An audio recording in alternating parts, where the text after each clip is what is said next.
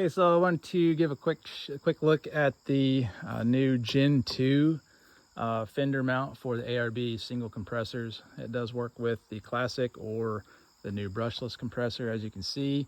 I used to have the classic mounted, and then I wanted to get an update with the mount and then to make sure that everything worked with the brushless compressor, so I've swapped everything out.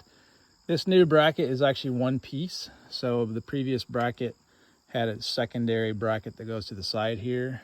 When I first designed this back in 2020, you had one set of brackets for the computer in here that it mounted to, but then midway through 22 to 23, they switched over to the G-Spec 5 computers, so it had a different side bracket. But now, since I have the ability to get all the measurements for both, then I was able to make my side bracket work with both, and then it's all just one piece.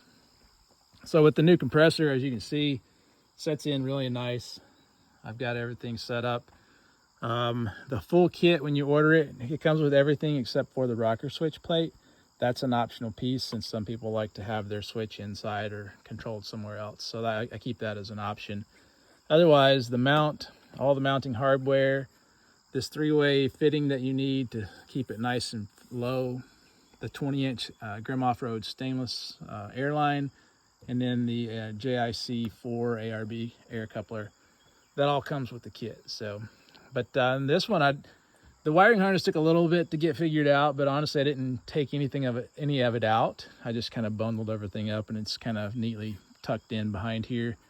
I've got my grounds on the fender well over here, and then my positives are all going over to the other side.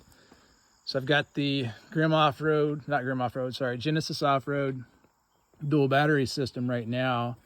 So I've got my fuse for the ARBs running under and going up to the fuse block that's built into that, and just kind of tucked away underneath everything else. This is my fuse block for my red arc system, and then this is my fuse block for lighting and all that stuff that I use. As far as everything else, I mean, it went in pretty easy. As you can see, it tucks down really nice. It's got quite a bit of air output, and again, the optional switch I like to keep there because it's I like keeping it close by.